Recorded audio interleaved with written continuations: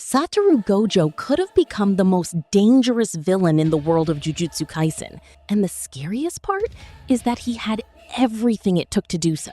He was born into one of the most influential clans of sorcerers, gained incredible power, the 6 eyes, and the technique of infinity. From childhood onward, he wasn't just a child, he was an event that shifted the balance of the entire world of curses. He wasn't seen as an ordinary boy, but as a weapon, a symbol, and a threat. Imagine this, you're still a child, but you already realize that adults fear you, respect you, or want to use you. In a life like that, it's very easy to grow up to be a cold person who considers everyone else inferior to himself. And to some extent, that's exactly what Gojo became.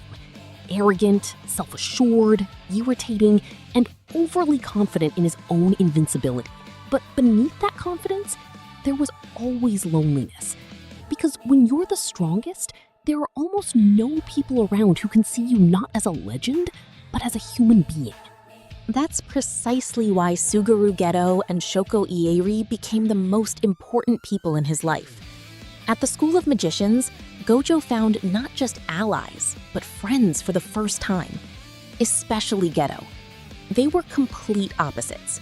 Gojo, chaos, a smile, provocation, and absolute power.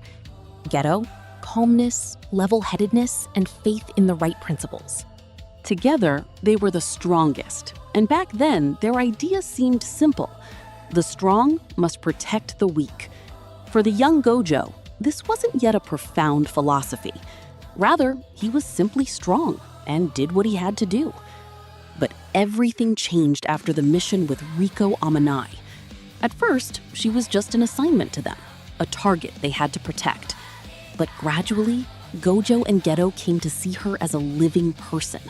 A girl who didn't want to be part of someone else's plan, but simply wanted to live. And it was then that the world revealed its cruelty to them.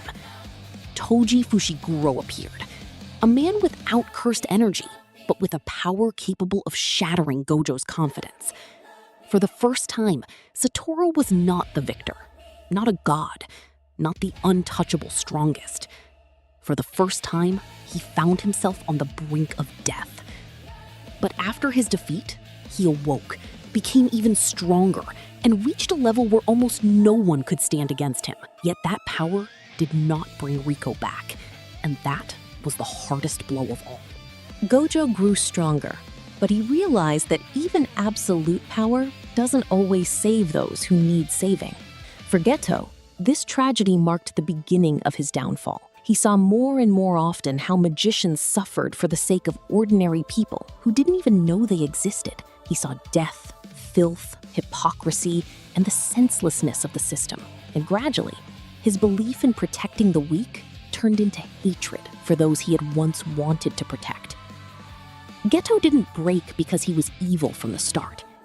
He broke because he had looked at the pain for too long and was left alone with it. And this is where Gojo's ultimate choice becomes clear. He could have gone down the same path. He had every reason to hate the world. He'd been exploited since childhood. He lost Riko. He lost his best friend. He saw how the old system of mages broke people and killed the young. He was so powerful that he could have simply destroyed everyone who stood in his way and built a new world by force. But Gojo didn't become a villain, because unlike Geto, he didn't decide to destroy the weak. He decided to destroy the system itself, the one that turns the strong into victims and the weak into an excuse for cruelty. That's exactly why he became a teacher. Not because he enjoyed calmly teaching classes, not because he was the perfect mentor, but because he realized that if he remained the sole strongest person, nothing would change. The world would depend on a single person over and over again, and people like Geto would continue to break down. Gojo wanted to raise a new generation of magicians who could become strong not only physically, but also internally.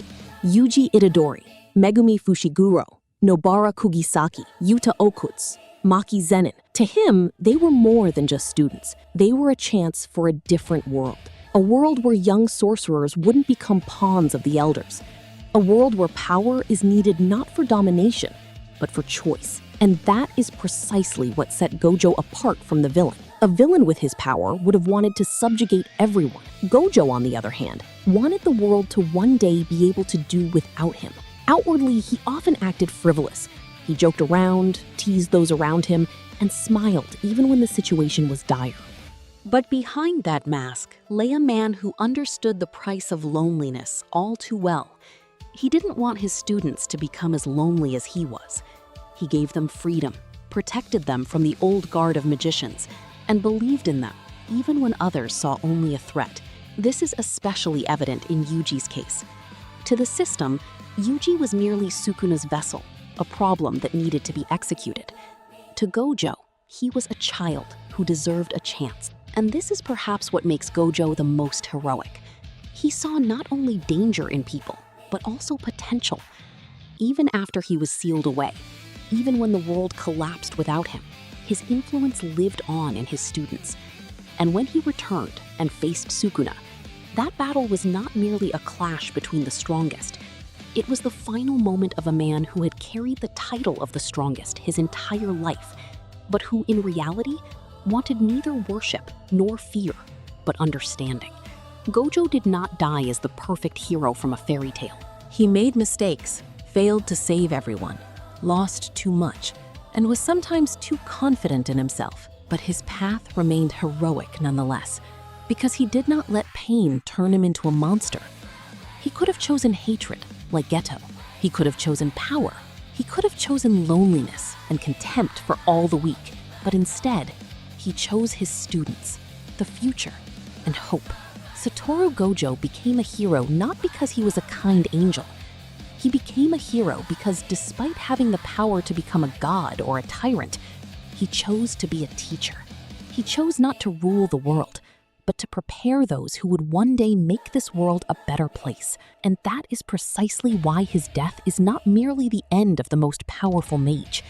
It is the end of a man who spent his entire life proving that true strength lies not in standing above everyone else, but in lifting others up with him.